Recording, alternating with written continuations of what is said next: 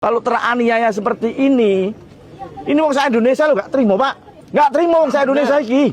Wakil Wali Kota Surabaya Armuji melakukan inspeksi mendadak, sidak, terkait kasus viral seorang nenek, Elina Wijayanti, 80 tahun, yang rumahnya dirobohkan secara paksa oleh sekelompok orang. Dalam video yang beredar, tampak sejumlah orang yang diduga dari organisasi masyarakat, Ormas, menyeret paksa Elina keluar dari kediamannya.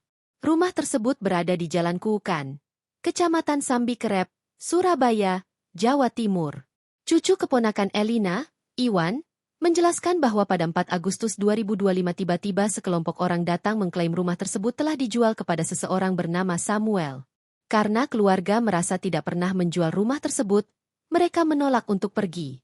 Armuji menegaskan akan mengawal hingga tuntas kasus perobohan rumah seorang nenek asal Surabaya, Elina Wijayanti yang dilakukan secara paksa oleh anggota Ormas.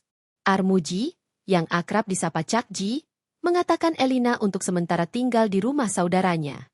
Meski demikian, pemerintah kota Surabaya tetap mengawal proses hukum kasus tersebut hingga ada kejelasan dari kepolisian.